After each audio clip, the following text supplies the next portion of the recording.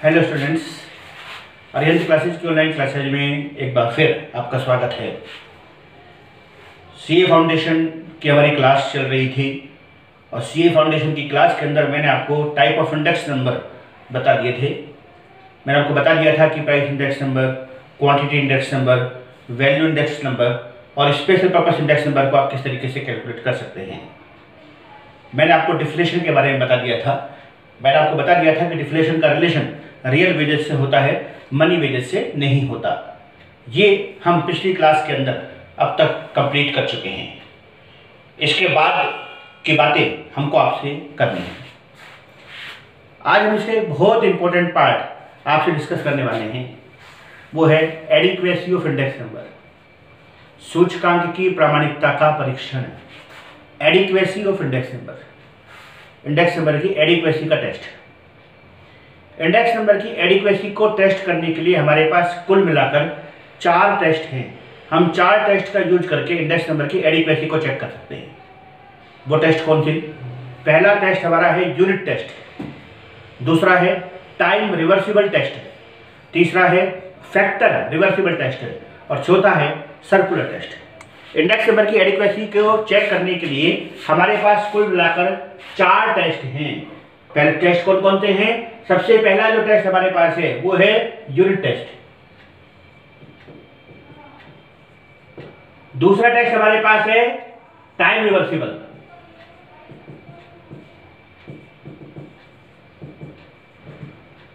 तीसरा टेस्ट हमारे पास है फैक्टर रिवर्सिबल टेस्ट और चौथा टेस्ट हमारे पास है सर्कुलर टेस्ट। इंडेक्स नंबर की एडिक्वेसी के लिए हमारे पास ये कुल मिलाकर 4 टेस्ट हमारे पास है। इन 4 टेस्टों में शुरू के 3 टेस्ट कौन कौन से? पहला टेस्ट तो यूनिट टेस्ट, दूसरा टाइम रिवर्सिबल टेस्ट, तीसरा फैक्टर रिवर्सिबल टेस्ट। शुरू के 3 टेस्ट को डेवलप करने वाला था फिशर और चौथा जो टेस्ट हमारा है, चौथा कौन सा है? Circular test. इसे डेवलप करने वाला है वोल्श। यानी कि शुरू के 3 टेस्ट तो फिशर ने बनाए हैं और चौथा वाला टेस्ट वोल्श ने बनाया है। तो फिशर ने कौन कौन से टेस्ट बनाए हैं? Unit test, time reversible test, factor reversible test और सर्कुलर टेस्ट। ये कुल मिलाकर 4 टेस्टों में से 3 टेस्ट बनाने वाला फिशर है। सबसे पहले बात करें हम यूनिट टेस्ट। यूनिट टेस्ट क्या कहता है? यूनिट टेस्ट कहता है कि index number must always be independent of units. Unit test कहता है कि सूचकांक सदैव इकाई से स्वतंत्र होना चाहिए। सूचकांक की कोई भी इकाई नहीं होनी चाहिए। ऐसा कैसे संभव होगा? ऐसा कब संभव होगा? ऐसा केवल तब संभव है जब आप बेस ईयर और करंट ईयर दोनों में सेम मेजरमेंट यूज करो। क्या मतलब हुआ? जैसे बेस ईयर में किसी वस्तु का प्राइस ले रखा है आपने रुपीज पर केजी में, तो करंट ईयर में भी रुपीज पर केजी होना चाहिए। ऐसा ना हो कि एक जगह तो रुपीज पर केजी हो जाए और दूसरी जगह रुपीज पर डजन हो जाए। तो रुपीज पर केजी से रुपीज पर डजन कैंसिल नहीं हो सकता, तो इंडेक्स नंबर में यूनिट रह जाएगी। तो पहला जो टेस्ट हमारे पास है वो क्या है? Unit test. यूनिट टेस्ट क्या कहता है? Index number must always be independent of units. सारे बच्चे अपनी कॉपी के अंदर इस बात को नोट कर लें। यूनिट टेस्ट किसने डेवलप किया? फिशर ने। तो क्या कहता है टेस्ट? ये टेस्ट कहता है कि index number must always be independent of units. Index number को हमेशा यूनिट से इंडिपेंडेंट होना चाहिए। यहां तक की बातें आप नोट कर लीजिए, पहले नोट कीजिए।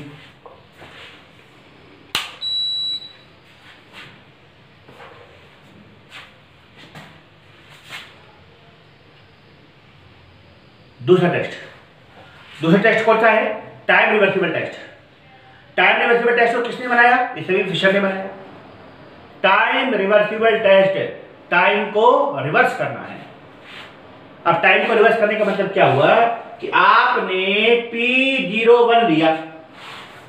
अब बोलो P01 का मतलब क्या है? P01 का मतलब हुआ price index number of the year 1 on the basis of 0। अब टाइम रिवर्स कर दिया। टाइम रिवर्स करने का मतलब ये हो गया P10। अब क्या हो गया? देखो, अभी तो बेस ईयर था 0, करंट ईयर था 1। टाइम रिवर्स करने पर बेस ईयर करंट ईयर बन गया, करंट ईयर बेस ईयर बन गया। इनका जो मल्टीप्लाई होना चाहिए वो हमेशा 1 के इक्वल होना चाहिए। इसका मतलब क्या हुआ? Product of the index number after interchanging the base is equal to 1। अगर आप बेस को चेंज कर देते हैं तो उसके बाद जो इंडेक्स बनेगा उसका जो प्रोडक्ट होगा, उसका जो मल्टीप्लाई होगा वो हमेशा 1 के इक्वल में होगा। अब यहाँ तो P01 P10 लिखा हुआ है, आप इसे I01 I10 लिख सकते हैं। ये सब भी इंडेक्स नंबर के मल्टीप्लाई हमेशा क्या होंगे, 1 के इक्वल में होंगे। 2 हो गए। अच्छा वापस से रिवाइज करें। पहला कौन सा था? Unit test. अच्छा यूनिट टेस्ट में क्वेश्चन आता है यूनिट टेस्ट में कौन सेटिस्फाई नहीं करता, तो इसका आंसर आता है पहला मेथड कौन सा था? Simple aggregative method. Simple aggregative method unit test को सेटिस्फाई नहीं करता। देख ले सारे बच्चे अपनी कॉपी के अंदर, सबसे इंपॉर्टेंट क्वेश्चन है कि कौन सा इंडेक्स नंबर यूनिट टेस्ट को सेटिस्फाई नहीं करता, तो कौन सा नहीं करता? Simple aggregative method. अब आगे के दो कौन से? एक तो लास्ट पेयर था और एक पार्शियल था। लास्ट पेयर और partial index number time reversible test को सेटिस्फाई नहीं करते, उसके अलावा सब करते हैं। लास्ट पेयर और partial index number time reversible test को सेटिस्फाई नहीं करते हैं, उसके अलावा सारे टेस्ट को सेटिस्फाई कर देते हैं। 2 है। अब आगे थर्ड कौन सा है? Circular test. सॉरी सर्कुलर नहीं, पहले फैक्टर रिवर्सिबल टेस्ट। फैक्टर को रिवर्स करना है। एक क्वेश्चन बनता है कि इंडेक्स नंबर फॉर्मेशन में कितने फैक्टर्स हैं, तो इसका आंसर होगा इंडेक्स नंबर फॉर्मेशन में कुल मिलाकर 2 फैक्टर्स हैं। कौन कौन से 2 फैक्टर्स हैं? एक तो है प्राइस और एक है क्वांटिटी। अब आपने फैक्टर एक्सचेंज कर दिया। फैक्टर एक्सचेंज करने का मतलब ये हुआ कि जैसे आपने मान लो P01 निकाला, P01 का मतलब होगा price index number of the year 1 on the basis of 0। आपने फैक्टर रिवर्स कर दिए, तो रिवर्स करने पर P01 Q01 में कन्वर्ट हो गया। इनका जो मल्टीप्लाई होता है वो 1 के इक्वल होता है। सॉरी इनका मल्टीप्लाई 1 के इक्वल नहीं, इनका जो मल्टीप्लाई होता है इसे सही कीजिए। P01 लिया, P01 का मतलब price index number of the year 1 on the basis of 0। Factor reverse करने पर बन जाएगा Q01। इसका जो मल्टीप्लाई होता है वो summation P1 Q1 upon summation P0 Q0 के इक्वल होता है। अभी summation P1 Q1 upon summation P0 Q0 क्या है? ये है हमारे पास वैल्यू इंडेक्स नंबर। इसका मतलब ये हुआ कि product of the price index number and quantity index number is equal to value index number. एक क्वेश्चन बनता भी है कि बताइए वो कौन सा टेस्ट है जो वैल्यू इंडेक्स नंबर को डिफाइन करता है, तो ये कौन सा टेस्ट है? फैक्टर रिवर्सिबल टेस्ट है। क्या है ये?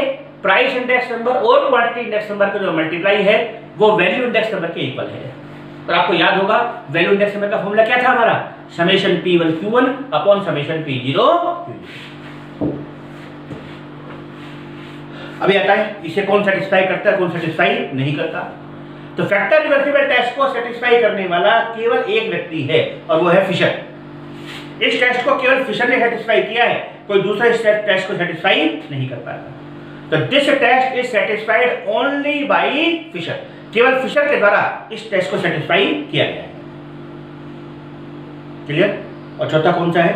चौथा है सर्कुलर टेस्ट। इसे किसने बनाया? वोल्श ने बनाया। सर्कुलर टेस्ट क्या कहता है इसको ध्यान दीजिए। सबसे ज्यादा क्वेश्चन सर्कुलर टेस्ट पर ही बनते हैं। आप ध्यान दें, सर्कुलर टेस्ट के ऊपर ध्यान दें सारे बच्चे। सर्कुलर टेस्ट क्या है? सर्कुलर टेस्ट के बारे में कहा जाता है कि it is the expansion of time reversible test. क्या बोलते हैं? It is the expansion of time reversible test. ये टाइम रिवर्सिबल टेस्ट का एक्सपेंशन है। ये वर्ड हम क्यों यूज करते हैं कि ये टाइम रिवर्सिबल टेस्ट का एक्सपेंशन है? ये वर्ड हम इसलिए यूज करते हैं क्योंकि टाइम रिवर्सिबल टेस्ट में तो केवल 2 ईयर इंक्लूड होते हैं। सर्कुलर टेस्ट में 2 से ज्यादा ईयर्स को इंक्लूड किया जाता है। It is the expansion of time reversible test. कैसे? जैसे आपके पास 0 1 2, आपने 0 के बेस पे 1 का इंडेक्स निकाला, इसको बोलोगे P01।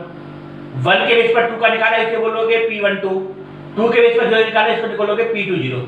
तो P01 into P12 into P20 इनका मल्टीप्लाई 1 के इक्वल होता है। जबकि जब टाइम रिवर्सिबल था तो 0 के बेस पर 1, 1 के बेस पर 0, इनका मल्टीप्लाई 1 हो जाता था। लेकिन यहाँ पर मोर देन 2 इयर्स को इंक्लूड किया गया है, तो कहते हैं it is the expansion of time reversible test. क्या है ये? P01 into P12 into P20 बराबर 1। कैसे आया? 2 से ज्यादा ईयर ले लिए, 0 1 2, देखो सर्कल बन गया, एक साइकिल कंप्लीट हो गया। जो कि साइकिल बना है इसलिए इसका नाम पड़ा है सर्कुलर टेस्ट, इसलिए है ये सर्कुलर टेस्ट। तो circular test is the expansion of time reversible test. और ऐसा क्यों बोला गया? because in time reversible test we take only 2 years, but in circular test we take more than 2 years. हम more than 2 years को इसके अंदर इंक्लूड कर लेते हैं, इसलिए इसे बोला गया है expansion of time reversible test. Clear? अच्छा, this test is also called the test of base shifting. इस टेस्ट को बेस शिफ्टिंग का टेस्ट बोलते हैं। बेस शिफ्ट होता है ना, 0 के बेस पे 1 के बेस पर 2 के बेस पे बेस शिफ्ट हो रहा है। This test is also called the test of base shifting. इसे बेस शिफ्टिंग का टेस्ट भी कहा जाता है। इसे बेस शिफ्टिंग का टेस्ट भी कहा जाता है। अब क्वेश्चन ये बनता है कि बताइए कौन सेटिस्फाई करता है, कौन सेटिस्फाई नहीं करता है। जब ये टेस्ट बना, बाकी तीनों टेस्ट तो फिशर ने बनाए थे, फिशर ने इसे सेटिस्फाई किया। चौथा टेस्ट बनाया वोल्स ने। जब वोल्स ने टेस्ट बनाया तो लोगों ने कहा कि फिशर का तो मुंह काला करो, गधे पे बैठाओ, शहर में घुमाओ। क्या कहा? फिशर का तो मुंह काला करो, गधे पे बैठाओ, शहर में घुमाओ। क्यों? क्योंकि फिशर इसे सेटिस्फाई नहीं कर पाया। ना तो फिशर इसे सेटिस्फाई कर पाता है, ना लास्पियर कर पाता है, ना पाशे कर पाता है। लेकिन कहीं पर भी ये लिखा हुआ नहीं है कि लास्पियर का मुंह काला करो, फिशर का मुंह काला करो, वो पाशे का मुंह काला करो। बुक्स में लाइन लिखी हुई है, this test is the biggest black spot on the ideology of Fisher. यह जो टेस्ट था, ये फिशर की आइडियोलॉजी पर एक बहुत बड़ा काला धब्बा साबित हुआ। लेकिन फिशर से सेटिस्फाई नहीं कर पाया। क्यों? क्योंकि फिशर को कहा गया था आइडियल। अब जब कोई आइडियल बन जाता है, जब कोई आदर्श बन जाता है, तो आप उससे बहुत सारी अपेक्षाएं करते हैं। आप उससे ऐसी अपेक्षाएं करते हैं जो जिन पर वो खरा उतरे या नहीं उतरे कोई जरूरी नहीं है, लेकिन आप उसके अंदर सर्वगुण संपन्न उसको देखना चाहते हो। तो फिशर को सब लोग सर्वगुण संपन्न देखना चाहते थे, लेकिन जैसे ये टेस्ट आया फिशर इसमें फेल हो गया। तो कहते हैं this test is the biggest black spot on the ideology of Fisher. तो बताइए इस टेस्ट को कौन कौन सेटिस्फाई नहीं करता? तो कौन कौन नहीं करता? लास्पियर नहीं करता, तो पाशे नहीं करता और फिशर नहीं करता। ध्यान से इस वीडियो को आप देख रहे सारे बच्चे, क्योंकि सीए फाउंडेशन में एक क्वेश्चन इस टेस्ट पर जरूर आएगा। ऐसा कोई ईयर नहीं होता जिस ईयर में इसके ऊपर कोई क्वेश्चन आपको नहीं मिले। एक ना एक क्वेश्चन आज की क्लास के अंदर निश्चित तौर पर पेपर के अंदर है आपके पास, जब भी पेपर को आप अटेम्प्ट करोगे। तो टेस्ट ऑफ एडिक्वेसी कितने टेस्ट हुए? 4। कौन कौन से हुए? Unit test, time reversible test, factor reversible test और circular test. Time reversible test को कौन सेटिस्फाई नहीं करता? लास्पियर और पाशे। यूनिट को कौन नहीं करता? Simple aggregative method. फैक्टर को कौन नहीं करता? फिशर के अलावा कोई भी नहीं करता। और सर्कुलर टेस्ट को कौन नहीं करता? सर्कुलर टेस्ट को लास्पियर नहीं करता, पाशे नहीं करता और फिशर नहीं करता। क्लियर? मेरे ख्याल से अभी चीजें आपके दिमाग में बहुत अच्छे से क्लियर हो रही होगी। इन बातों को भी आप अपने सेल्फ नोट्स बनाकर अपनी कॉपी के अंदर नोट कर लें। अपनी कॉपी के अंदर आप इसको नोट कर लें। क्लियर? यहां तक की बातें भी अब आपके सामने क्लियर हो चुकी है। अब 2 छोटे छोटे पॉइंट मुझे आपको करवाने हैं। जैसे आपने इंडेक्स नंबर बनाया, तो आपको पता है ना कि इंडेक्स नंबर जब फॉर्मेशन होता है तो बेस ईयर लेते हैं। बेस ईयर सिलेक्शन के कितने प्रोसेस होते हैं? क्वेश्चन बनता है बेस ईयर सिलेक्शन के कितने प्रोसेस होते हैं? तो ध्यान रखिए, बेस ईयर सिलेक्शन के 2 प्रोसेस हैं। कौन कौन से प्रोसेस हैं? एक तो होता है फिक्स बेस मेथड और एक होता है चेन बेस मेथड। कौन कौन से? 2। बेस ईयर सिलेक्शन के कितने मेथड्स हैं? 2। कौन कौन से? एक तो फिक्स बेस मेथड और एक होता है chain base method. Fix base method में क्या होता है? एक बार जो बेस ले लेते हो वो किसी भी ईयर के लिए फिक्स हो जाता है। जबकि चेन बेस में क्या होता है? प्रीवियस ईयर को बेस ईयर लेते हुए एक चेन बन जाती है। क्या मतलब हुआ? इसका मतलब ऐसा माने जैसे मैं मान लो 2010 के बेस पर 2011, 2012, 2013 इन सब का इंडेक्स निकाल रहा हूं। अगर मैं फिक्स बेस पर हूं तो जब मैं 2011 का इंडेक्स निकालूंगा तो मेरा बेस ईयर 2010 रहेगा। 12 का निकालूंगा तो भी 2010 लेंगे, 13 का निकालेंगे तब भी 2010 लेंगे। यानी एक बार जो आपने बेस ले लिया वो किसी भी ईयर के लिए फिक्स हो गया, किसी भी ईयर के लिए फिक्स हो गया। परंतु जब मैं चेन बेस मेथड में जाऊंगा तो मैं क्या करूंगा? जब 2011 का इंडेक्स बनाऊंगा तो मेरा बेस ईयर होगा 2010, 12 का बनाऊंगा तो बेस होगा 2011, 13 का बनाऊंगा तो बेस ईयर होगा 2012। तो प्रीवियस ईयर को बेस ईयर लेते हुए एक चेन बन जाती है, और इस चेन के बन जाने की वजह से इसको नाम पड़ा है चेन बेस मेथड या चेन बेस इंडेक्स नंबर। तो बेस सिलेक्शन के कितने मेथड्स हो गए? 2। कौन कौन थे? फिक्स बेस मेथड और chain base method. Fix base method में क्या होता है, एक बार जो बेस लेते हैं वो किसी भी ईयर के लिए फिक्स होता है। चेन बेस में क्या होता है, प्रीवियस ईयर को बेस ईयर लेते हुए एक चेन बन जाती है। ये हमारे पास है चेन बेस मेथड, ये हमारे पास है चेन बेस मेथड। क्लियर है बच्चों को? मेरे ख्याल में ये बात जो क्लियर सबको हो गई होगी। एक शब्द आता है इसके अंदर, और उस एक वर्ड आता है, उस वर्ड को कहते हैं स्प्लाइसिंग। एक और वर्ड है जिस वर्ड का नाम है स्प्लाइसिंग।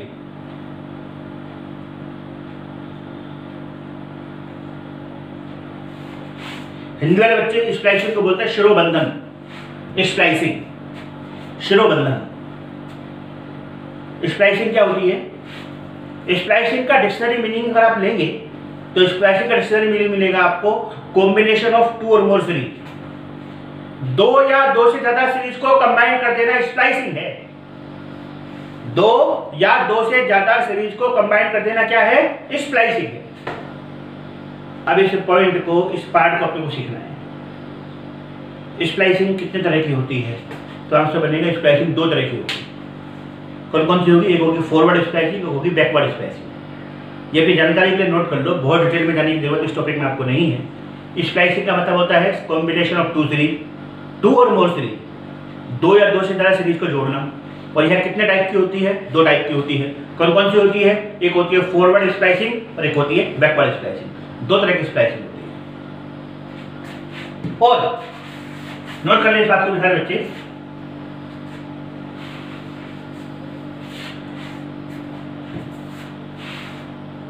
एक और लास्ट चीज इसके अंदर हमारे पास आ गई है, और वो हमारे पास है कंज्यूमर प्राइस इंडेक्स नंबर।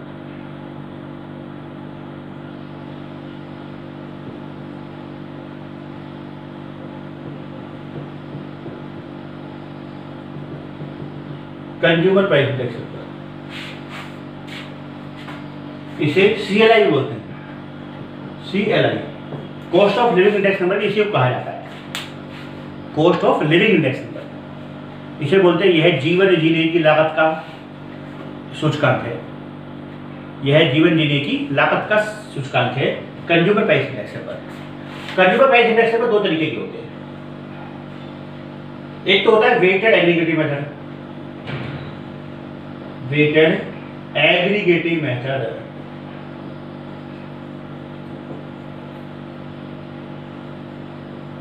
और एक मेथड है हमारे पास family weighted method.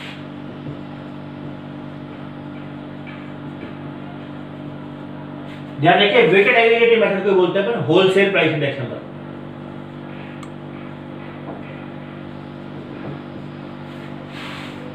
Weighted aggregative method में लास्ट स्टेप का फॉर्मूला है।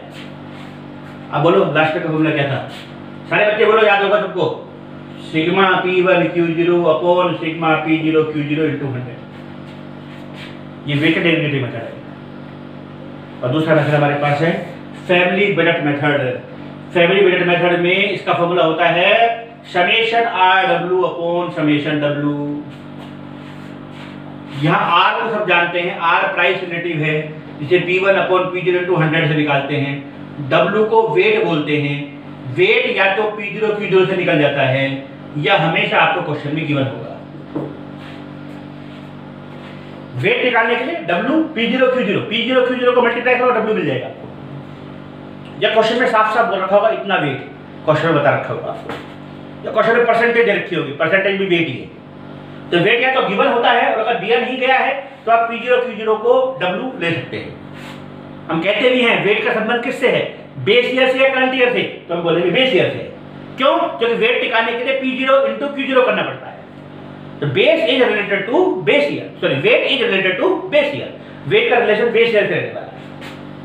ये कौन सा मेथड है? फैमिली वेटेड मेथड है। यहां तो ये इंपॉर्टेंट है ही, जो बच्चे बीकॉम का एग्जाम देंगे तो ये मान के चलें कि इनके ऊपर क्वेश्चन जनरली पेपर के अंदर होता ही है। आप 12th के बाद बच्चे बीकॉम में जाएंगे, किसी भी कॉलेज, किसी भी यूनिवर्सिटी में जहाँ एडमिशन लेंगे, वहाँ उनकी किताब का, उनकी बुक का टॉपिक करने वाला है इंडेक्स नंबर। वहाँ क्वेश्चंस मिलेंगे। कहीं जगह 10 नंबर का क्वेश्चन होता है, काफ़ी जगह 20 नंबर का होता है। जैसे राजस्थान यूनिवर्सिटी में अगर आप हैं तो 20 नंबर का क्वेश्चन है, मत्स्य में है तो 20 नंबर का क्वेश्चन है ये। तो 20 नंबर का एक क्वेश्चन ज़्यादातर चांस में आपको मिलता ही है, या तो फिशर का मिलेगा या आपको इस मेथड से कैलकुलेट करना पड़ेगा। क्लियर? अब इसकी थ्योरी आपने सारी नोट कर ली है। हमें क्वेश्चंस पर आगे बढ़ना है। ये क्वेश्चंस के लिए मैं जूम पर आपसे क्लास लेने वाला हूँ। जूम पे हम क्वेश्चंस लेंगे, क्वेश्चन पर डिस्कशन करेंगे। इसकी मैं आपको PDF फाइल भी बना के आपके पास भेज दूंगा, क्वेश्चंस मैं आपको भेज दूंगा। आप उन क्वेश्चंस को पहले पढ़ लें, फिर जूम पर हम एक क्लास अरेंज करेंगे और जूम पर इस क्लास के माध्यम से आपके जितने डाउट्स हैं उन डाउट्स को हम क्लियर कर देंगे। Thank you very much.